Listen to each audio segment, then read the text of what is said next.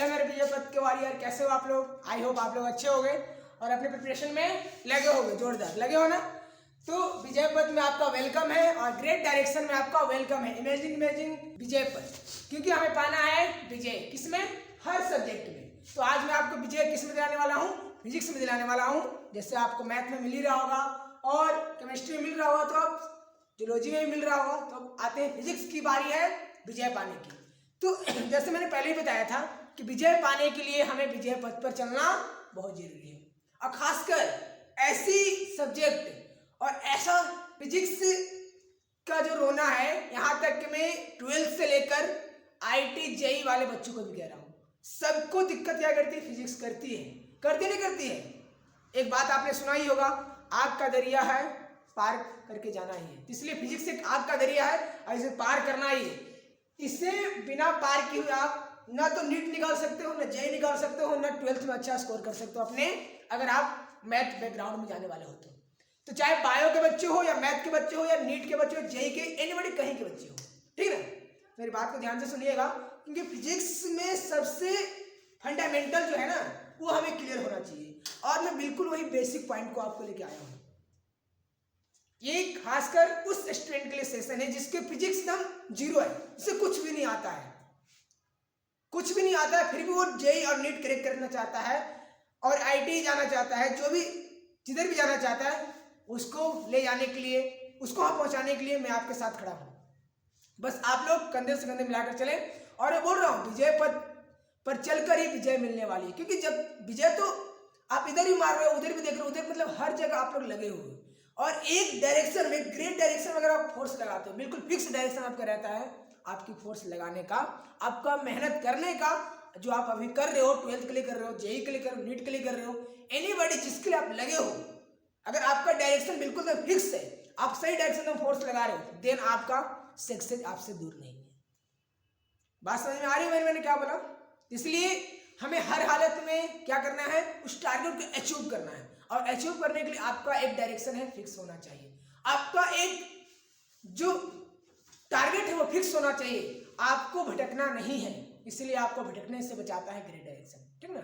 इसलिए मैं आपके लिए ग्रेट डायरेक्शन अकेडमी आपका वेलकम करते हुए आपको मैं विजय पथ पर आगे बढ़ाने के लिए विजय पथ ही लेके आया हूँ, और हर सब्जेक्ट पे हम लोग विजय करेंगे। इसमें आज हम क्या करने वाले? विजय फिजिक्स में करने वाले हूँ, करने वाले ना मेरे प्यारे बच्चों। तो आप लोग तैयार हो ना मेरे साथ? और सबसे पहले मेरे प्यारे बच्चों, 12th के बच्चे या कोई के बच्चे जिनको न्यूमेरिकल प्रॉब्लम होती है, तो मैं 12th का भी लाऊंगा, बट अभी जो बिल्कुल बेसिक है, जो आप सारे बच्चों के लिए यूजफुल है, जिसको फिजिक्स से काफी दिक्कत होती है। सबसे पहले क्या करना है आपको? बेसिक मैथमेटिक्स कंप्लीट करना है। अगर ये बेसिक मैथमेटिक्स अगर आपका फिजिक्स में क्लियर है, चाहे आप JEE हो, नीट हो, सबको फोड़ के आओगे। पता है हमें दिक्कत क्या होती है? दिक्कत होती है कि हमें अच्छी तरह मल्टीप्लाई डिवाइड करने नहीं आ रहा है, फ्रैक्शन करने नहीं आ रहा है, हमें ट्रिगो नहीं आ रहा है, वो नहीं आ रहा, मतलब जो भी बेसिक जो चीजें हैं, जो बिल्कुल बेस में कर सको फिजिक्स के लिए, वो सारा उड़ा हुआ है। और आपने अगर बायो वाले बच्चे हो तो मेरी बात को ध्यान सुनिएगा, आपने बायो इसलिए लिया था कि मेरे मैथ से साथ छूटे, बट ये मैथ से साथ नहीं छूटने वाला है, मैं पहले ही बोल रहा हूँ, और मैं ये वादा कर रहा हूँ, आपकी लाइफ टाइम जब तक आपकी साइंस रहेगी तो आपके सामने मैथ रहेगा। और दस्तक देकर देखो, फिजिक्स के लिए भी आ गया ना मैथ। फिजिक्स एक मैथ का ही पार्ट है, बोले तो मैथ एक फिजिक्स का ही पार्ट है, उससे दूर नहीं हो सकता है। मैथ हमारी साइंस से दूर जा ही नहीं सकती है, हर जगह इन्वॉल्व है। तो आपको मैथ तो आना ही आना चाहिए। अब बिल्कुल बेसिक मैथ, ज्यादा एडवांस भी नहीं करने में पढ़ रहा हूँ, जैसे JEE वाले बच्चे पढ़ रहे होंगे, IIT वाले पढ़ रहे होंगे, तो उतना एडवांस भी नहीं पढ़ना, बस बेसिक्स क्लियर रखो, इसमें आपका स्मूथली रन कर पाए और बहुत अच्छा स्कोर आप कर पाओगे। इसलिए बेसिक मैथमेटिक्स में लोग बात करेंगे, और मैं इस लेक्चर में आपको बेसिक मैथमेटिक्स पढ़ाने वाला हूँ। और ये हमारा कई, जैसे आज लेक्चर 1 है, फिर लेक्चर 2 भी आएगा आपका, तो आपको बेसिक मैथमेटिक्स कंप्लीट करना आप एक बार बेसिक मैथमेटिक्स कंप्लीट करके देखो, फिर देन में देखना उसी से रिलेट करके मैं JEE का क्वेश्चन लगाऊंगा, JEE के सेंटर ऑफ मास का क्वेश्चन हो, या मतलब रोटेशन का कोई सा भी क्वेश्चन हो, उसी का बेसिक मैथमेटिक्स को मैं कंप्लीट करके लगाऊंगा। आप देखना खुद आपके सामने में लगाऊंगा, चाहे JEE का हो या नीट का हो या एनीबॉडी 12th का कोई भी न्यूमेरिकल हो, आप इजीली सोल्व कर पाओगे। अगर बेसिक मैथमेटिक्स आपका अच्छा रहा तो आपके स्पीड, एक्यूरेसी भी बढ़ेगी, आप टाइम टू टाइम हर क्वेश्चन को अटेम्प्ट कर पाओगे। नीट जेईई क्या है, एक स्पीड का ही तो खेल है। स्पीड आपकी एक्यूरेसी कैसी रहती, आपका परफॉर्मेंस कैसा रहता है एग्जाम में, यही तो है ना। तो इस चीज़ को आपको मैनेज करना है। तो मैं ज़्यादा बात नहीं करूँगा, आई होप मेरी बात आपको समझ में आ रही होगी, ठीक ना। इसलिए ज़्यादा बोर आपको नहीं करते, बस मैं ये बात देखो, मोटिवेशन जो है ना मेरे दोस्त, वो आपके अंदर से आनी चाहिए। मोटिवेशन आपको इंटरनल हो चाहिए, बाहर नहीं हो कि वो सर ने मोटिवेट कर दिया, वो मैं कब तक करूँगा आपको बताओ, मैं कब तक करूँगा, जब तक हूँ जब तक करूँगा मैं। बट अंदर से आपने वो कर लिया कि मुझे करना है तो करना है, हर हालत में मुझे क्रैक करना है, हर हालत में मुझे वहाँ ये चीज़ को करना है। अगर आप एक कंटिन्यूटी अपने आप में आपने रख लिया, अपने आप में डाल लिया कि मुझे रेगुलर, चाहे कुछ भी हो, आसमान एक हो जाए, धरती एक हो जाए, मुझे डेली काम करना है, डेली इतना आवर्स पढ़ाई करना है, डेली मतलब हर काम को एक सिस्टमेटिक वे से आप लेके चल रहे हो ना, देन आप समझो कि आप सही विजय पथ में बढ़ रहे हो। विजय पथ का यही मेन है कि आप अपने काम को कंटिन्यू रखो। बात समझ आ रही है ना। आपने सब्सक्रिप्शन भी ले रखा होगा कई सारा ऐप से, PW से, मतलब कई सारा जो है, बट वही मैं सब्सक्रिप्शन को अच्छा बनाने के लिए आपको मैं अलग से लेके आया, वो भी बहुत कुछ दे रहे हैं आपको, ठीक ना। बट इसी के लिए मैं आपको अलग एक हेल्पफुल के लिए रेगुलर मेल आया हूँ, आप ध्यान से देखो और उसको फोकस करो। जहाँ जो दिक्कत होती है मुझे कमेंट बॉक्स में मेंशन करना, ठीक है। चलो बिना समय गवाए हम लोग बेसिक मैथमेटिक्स को स्टार्ट करते हैं। और मैथ हमारी क्या है, दिल की धड़कन है, बायो मेरा शरीर है, यही मान के चलो। धड़कन जब तक धक धक करेगी तो बॉडी भी अच्छी फिट रहेगी, इनकी बायो फिट रहेगी। मैथ वाले बच्चे आ रहे समझ में आपको, आप भी समझ लो और आप भी समझ लो बायो वाले। तो चलो ज़्यादा टाइम वेस्ट नहीं करेंगे और जल्दी से अपनी जो हमारा सेशन उसको स्टार्ट करते हैं। तो आज का जो हमारा गोल क्या रहेगा मेरे प्यारे बच्चों, सबसे पहले हम लोग करने वाले हैं बेसिक मैथमेटिक्स में लोगरिथम पढ़ेंगे, एलसीएम पढ़ेंगे। हाँ सर एलसीएम पढ़ाइए, आता है एलसीएम आपको, आता है, झूठ बोल रहे हो, बहुत पिटे हुए। इधर देखो, फिर ये डिवाइड पढ़ेंगे, इसके बाद डेसिमल पढ़ेंगे, इसके बाद डेसिमल एंड फ्रैक्शन पढ़ेंगे, देन स्क्वायर रूट पढ़ेंगे और एपी और जीपी पढ़ेंगे। डन है ना। और बाइनोमियल अप्रोक्स, मतलब बाइनोमियल आपने पढ़ाई होगा मैथमेटिक्स, वो भी पढ़ेंगे। ट्रिगो पढ़ेंगे, और क्या पढ़ेंगे, ट्रिगो हो गया आपके पास, ज्योमेट्री हो गई, सारे हम लोग पढ़ने वाले। और भी जो मैंने लिखा नहीं है, ये हमारी पूरा बेसिक मैथमेटिक्स का पार्ट है जो आपको हर बच्चा को हर हालत में आना चाहिए। समझ रहे बात को, कोई दिक्कत नहीं है। चलो तो अब मैं कुछ बिल्कुल यूनिट बेसिक से लेकर स्टार्ट करता हूँ। देखो, अगर आपको एग्जाम में न्यूमेरिकल में स्पीड बढ़ाना है, न्यूमेरिकल्स की जो आपको कैलकुलेशन काफी फास्ट करनी है ना, तो आप, मैंने जो लिखा है ये सारी होनी चाहिए। देखिए, क्योंकि पता है ये मसले के नॉर्मल है, ये नॉर्मल बोला कि फिजिक्स एक आग का दरिया है, ऐसे पार करके जाना ही जाना हो। बात समझ में आ रहा है ना। इसीलिए बस इसको, आग को दरिया को पार करने के लिए आप लोग रेडी हो जाइए। और इतनी बड़ी आग की दरिया नहीं है ये, लाइफ ही तो एक आग का दरिया है। लाइफ तो आप झेल रहे हो ना, झेलो मत, उसको खेलना सीखो, इससे मजा लेना सीखो, ठीक ना।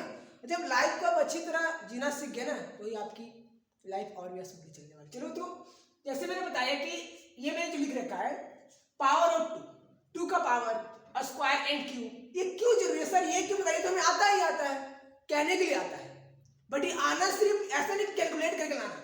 आने का मतलब जैसे पूछ के बताओ 2 का पावर 7 है, इसका वैल्यू क्या होता है, 2 का पावर 7 का वैल्यू क्या होता है, बोलो। अरे सर नहीं आ रहा है, 1 to 8 होता है, 1 to 8 बोल दिया ना। अब बोलो 2 का पावर 9, इसका क्या आंसर होता है, 512 होता है, 512 होता है। मतलब ऐसे आना चाहिए, बिल्कुल देखे और तुरंत क्लिक हो जाए। इसलिए आप 2 का पावर क्या करो, डिवीजन कर लो जल्दी से। चले करें एक बार, चेक कर लेते साथ में। 2 का पावर 1 2, 2 का पावर 2 4, 2 का पावर 3 8, 2 का पावर 4 क्या होता है 16, 2 का पावर 5 32, 2 का पावर 6 64, 2 का पावर 7 128 यानी कि 128, 2 का पावर 8 258 256 एंड 2 का पावर 9 512 512 512, ठीक है, गेटिंग। एंड 2 का पावर 10 1024, ठीक है। बात समझ में आई मेरी बात को। तो ये आपको बिल्कुल देखने के साथ याद होना चाहिए। इसको एक बार 2 बार 3 बार, कम से कम जब तक मतलब ऐसा देखने से बिल्कुल फास्ट ना हो, 5 कम से कम 3 से 5 बार जरूर आप लोग लिखें इसे क्या करें, रिवीजन करें। मेरी बात समझ में आ रही है ना, कोई दिक्कत नहीं आता, क्लियर है। ऐसे आप लोग स्क्वायर करो, मैं क्यों बता रहा हूं आपको, मैं तुरंत देखना, जैसे मैं लोगरिथम अभी जस्ट पढ़ाऊंगा, देखना मैं इसका क्या यूज कर रहा हूँ, कितना फास्ट यूज करके उसी कैलकुलेशन को फास्ट कर दूंगा। कैलकुलेशन को फास्ट करने के लिए अपनी स्पीड को इंप्रूव करने के लिए मेरे प्यारे बच्चों, ये हमें बेसिक चीज क्या होनी चाहिए, बिल्कुल अपने एकदम आपके सामने एकदम जुबान पर होनी चाहिए, देखिए तुरंत एकदम हिट हो जाए। बात समझ में आ रहा है ना? ऐसे हम लोग करना है मेरे प्यारे बच्चों। जैसे 1 का पावर 1 सॉरी अब स्क्वायर, 1 का स्क्वायर 1, 2 का स्क्वायर 4, 3 का स्क्वायर 9, 4 का स्क्वायर 16, 5 का स्क्वायर 25, 6 का 36, 7 का 47, 8 का स्क्वायर 64, 9 का स्क्वायर 81 एंड 10 का स्क्वायर 100।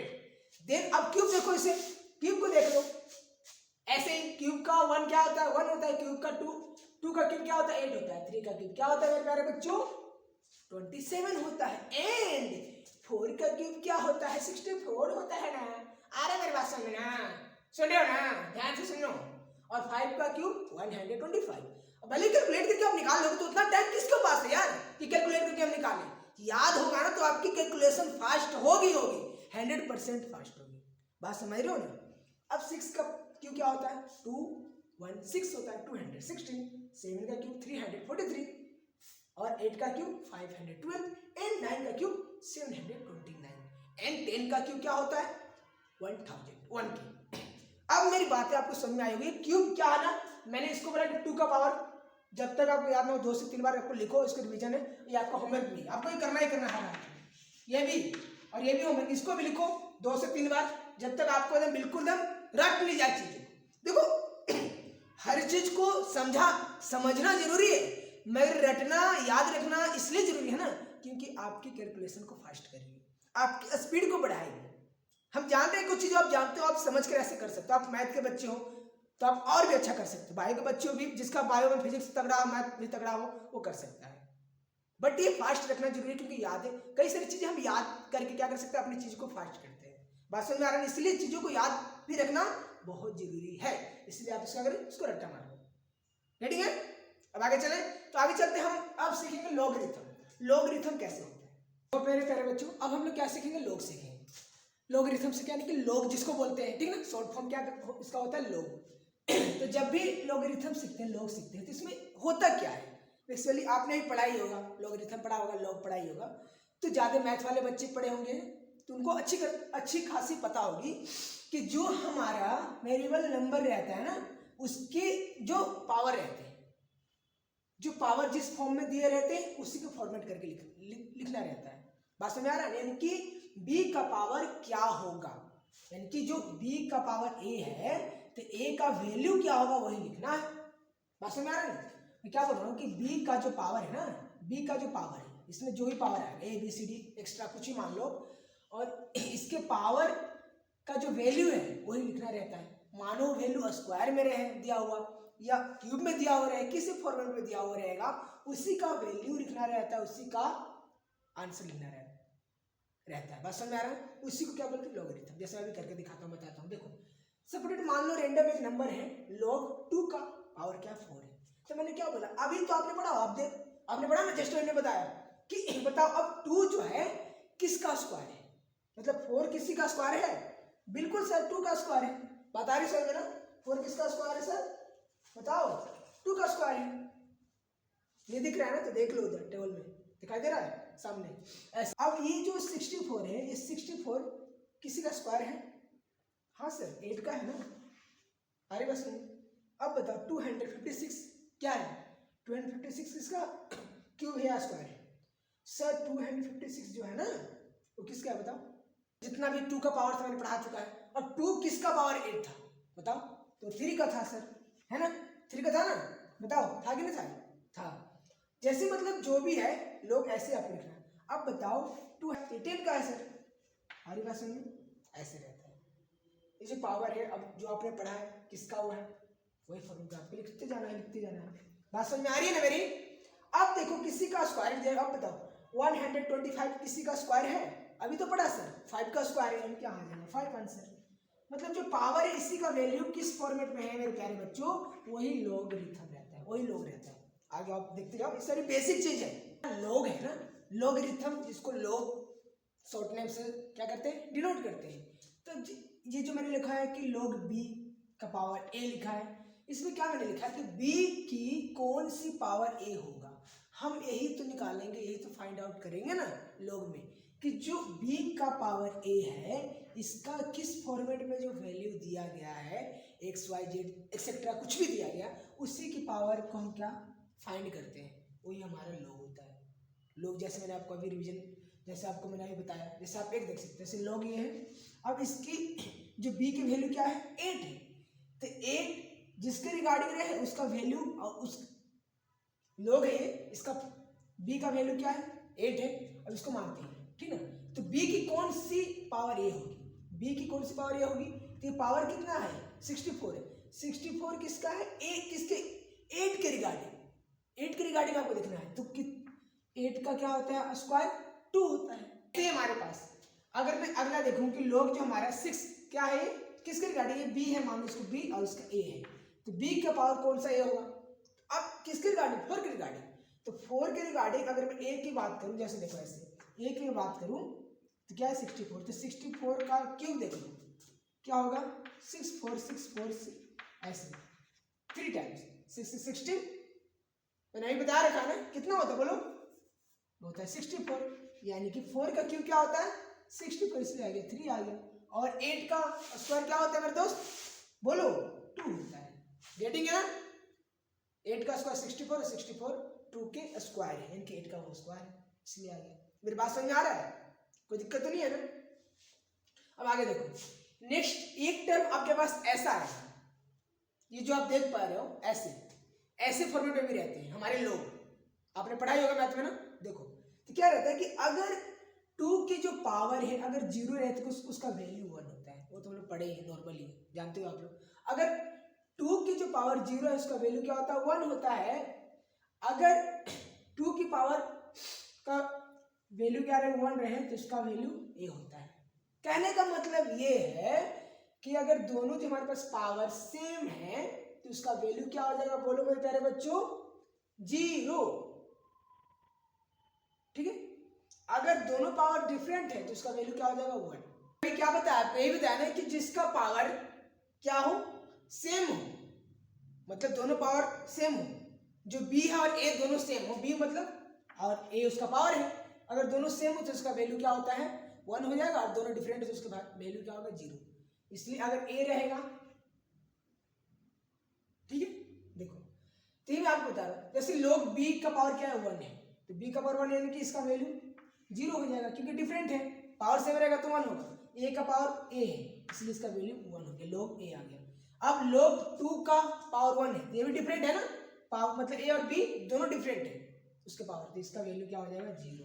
अभी दोनों सेम है देख सकते हो ए और बी, इसका वैल्यू क्या हो जाएगा, मतलब ए भी मैं इसके रिगार्डिंग बोल रहा हूँ, ऐसे समझ सकते हो, ठीक है। डन, गेटिंग है, क्या हो इसका वैल्यू 1।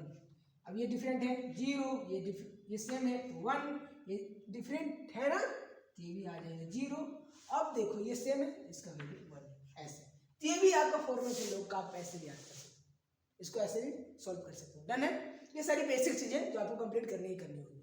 डन, आगे और देखो यहाँ 100 है, ये भी डिफरेंट है, इसका वैल्यू क्या है 0, सेम है 1। ये देखो डिफरेंट दिखाई दे रही है, यस, क्या हो जाएगा 0, सेम दिखाई दे रही है, ई का पावर ई, इसका वैल्यू हो जाएगा 1। बात आ रही समझ में। और ई क्या है जी, तो ई जो है ना, ई का एक वैल्यू होता है, आपको याद रखना होगा, जो आपके लॉग में काम आने वाला है, ठीक है। क्या होता है ई इक्वल टू 2.72, ठीक है ना। और अगर मैं रेसिप्रोकल करूं बोलो तो क्या हो जाएगा 1 अपॉन ई का वैल्यू क्या हो जाएगा 0.368 हो जाएगा। मेरी बात समझ में आ रही है प्यारे बच्चों, कोई दिक्कत तो नहीं है ना। अब आगे देखो, पाई का मान आप लोग जानती हो 3.14, अगर इसका वैल्यू मैं बोलूं तो क्या हो जाएगा 22/7 हो जाएगा, गेटिंग है। और पाई का स्क्वायर का वैल्यू क्या होता है 10 होता है, गेटिंग। ये सारी चीजें आपको याद रखनी होगी जो आपके आगे कैलकुलेशन में हेल्प करेगी। तो और भी मैं क्वेश्चन लॉग के अगले पार्ट में कराऊंगा, आज मैं ज़्यादा लंबा पार्ट नहीं देता हूँ, बिल्कुल शॉर्ट इंट्रोडक्शन में मैंने पार्ट रखा है लॉग का, और मैंने आपको बेसिक मैथमेटिक्स का रखा है जो आपको मैंने ओवरव्यू दिया है। हम लोग नेक्स्ट पार्ट में और भी लॉग को, एंटी लॉग, कई सारे लॉग हैं जिसको हम लोग कवर करेंगे, जो हमारे बेसिक मैथमेटिक्स में, मतलब हम मैथ का पार्ट्स उतना ही पढ़ेंगे जो हमारे फिजिक्स में हेल्पफुल बने। ज़्यादा मैथ का भी वो नहीं पढ़ेंगे जो हमारा फिजिक्स से भी लेना देना ना हो, उतना ही पढ़ेंगे जिससे हमारा फिजिक्स अच्छी तरह स्मूथली रन करे, फास्टली रन करे। जेई और नीट, एडवांस जेई वाले, नीट वाले, आईआईटी वाले सारे बच्चे इस बात को सुने। और एक भी साथ आईजेल एप्टीट्यूड टेस्ट जो हमारा होता है ना, आईआईटी नेक्स्ट, ये सारे बच्चे को भी मतलब जो मैथ का पेपर तो आता ही है, आईजेल का भी, इसके लिए भी यूजफुल है सारे लेक्चर। ठीक है, बात समझ में आ रहा है ना, कोई दिक्कत नहीं है। आई होप मेरी बात आपको समझ में आ रहा होगा।